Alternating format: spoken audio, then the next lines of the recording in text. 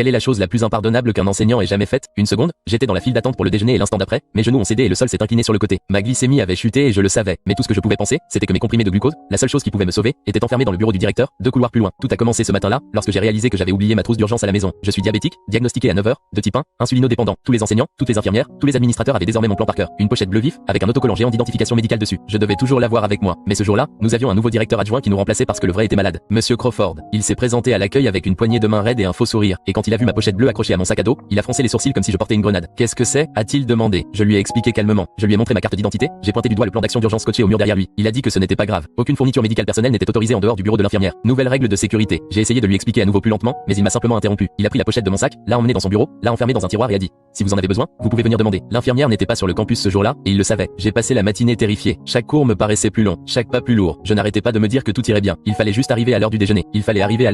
Mais le temps que je fasse la queue à la cafétéria, il était déjà trop tard.